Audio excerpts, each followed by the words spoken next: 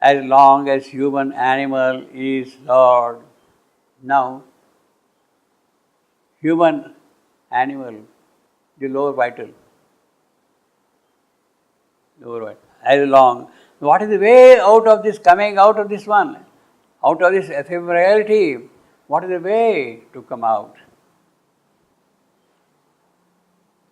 How do you come out of this creature's life? From the hold, the clutch of these elemental forces, how do you come out of it? You have to develop a superior mind, according to human animal. So you have to have a proper mind now to come out. Life mind is what is going to give you all that. Now it is not life mind, but a superior, higher developed mind. It is that. But the best is, of course, the psychic. The best is, of course, the psychic. As long as the human animal is Lord, well, this is going to continue. To come out of this, as long, what is required is your psychic being must come out. Psychic being must come out. And a dense, neither nature, screen the soul, as long as the lower nature, this vital lower nature, covers the soul, this is going to go, this is going to happen. As long as intellect's outward gazing side serves earthly interest and creature joy, and incurable littleness pursues. Incurable littleness, you see, he says incurable. You cannot really cure for that. It's a very strong word. Incurable littleness pursues, he is the man. Man, or in the present context, this ephemeral creature.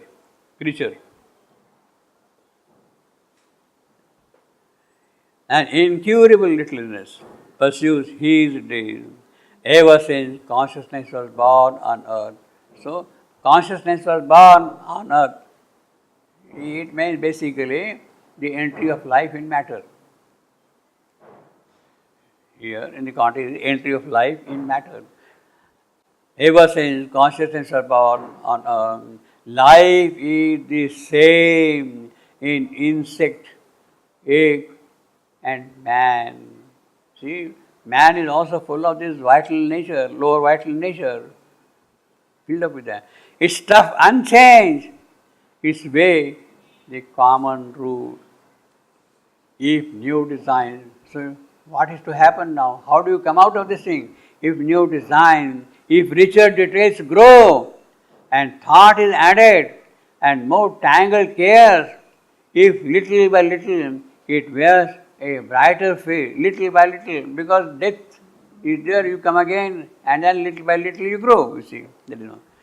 If little by little it wears a brighter face, still, even in man, the plot is mean and poor. Really, when you see the world, even today, with so much of mental development, with all the faculties of man, even the psychic openings which he has got, still, the plot is mean and poor. The terrorism, the antagonism, the violence, the full play of vital life is terrible, you see. Sex, instincts, possession, money, power, ambition, is fully there, completely, you see. Still, even in man, the plot is mean and poor. A gross content prolongs his fallen state. This is the gross content. This lower vital, that's the gross content. This every creature. His small successes are failures of the soul. Well, he is definitely making advance, but then as far as the soul is concerned, it is not happy at all with that, because what the soul wants to do, that is not getting done. It cannot happen. This is the life of the ephemeral creature, or the small man. This is the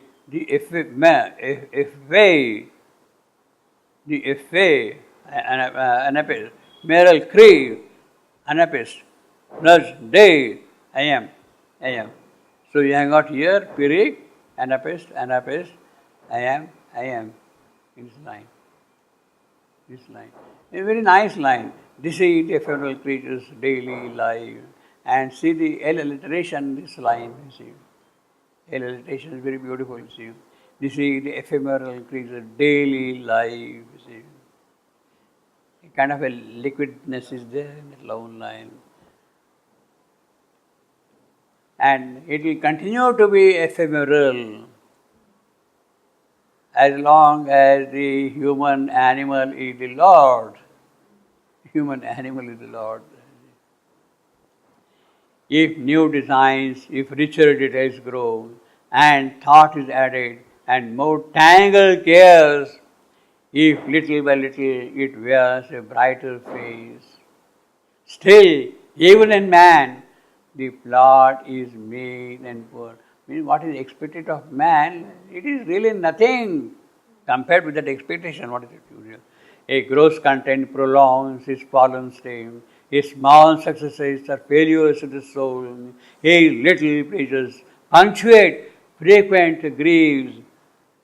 Well, I mean, there is normal grief, but then a bit of happiness here, a bit of happiness here, and they are happy as you can see. A little pleasure punctuate frequent grief. Hardship and toil are the heavy price he pays for the right to live, and his last wages, death. Ultimately, that is what happens. He comes here, he has little pleasure, but then it is mostly all pain and suffering and misery. Because he is an ephemeral creature. A pure splendor of creative force is made his spur. An inertia sunk towards inconscience. A sleep that imitates death is his repose. Well, we are really not conscious in our sleep. We are not really conscious in our sleep, you see, basically. So it is really imitating death in the certain sense. And in that death, in the sleep, then you have got all kind of nightmares and all kind of attacks and everything keeps on happening also, you see. In an inertia sunk towards inconscience, a pure splendor of creative force is made his spur to fragile human world, which yet outlast their brief creator's breath. He dreams sometimes of the revenge of the God. Well, the way the gods enjoy in the world, in their heaven, he wants that kind of joy here also. He dreams of that sometimes, you see.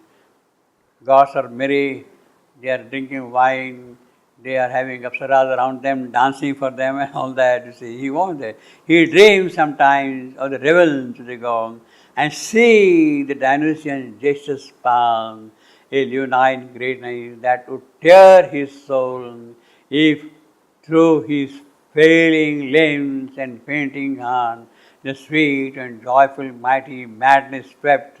Well, if that really sweeps into him, he will be torn. He will not be able to bear that kind of joy, you see. If through his failing limbs and fainting hand, the sweet and joyful mighty madness, the revels of the gods, that is mighty madness, if it sweeps in, then he will be torn. A leonine greatness that would tear his soul, you see, that is what will happen, you see. Trivial amusement stimulate and waste the energy given to him to grow and be. His little hour is spent in little things. His little hour is spent in little things. It's a very well balanced kind of a line. His little hour. Now, this of course is in a way can be scanned two ways. The first is straightforward. His little hour. I am. Is print. I am, all are I am. But you can also, if you make hour, try disyllabic. If you make hour disyllabic, his little hour, I will scan it like that. His little hour is spent in little things. Little hour. You can make an hour disyllabic also. In that case, the first foot will be his little, short, long, short, amphibrach. It will be an amphibrach, followed by an hour, trochee. I am, you see. But I think the straightforward is his little over his spent little thing, you see. A brief companionship with many jars, a brief companionship with many jars, displeasures, unpleasant things, jarring things, you see. Jar he has personified here, displeasure, unhappy things, discontentments. His a brief companionship with many jars, a brief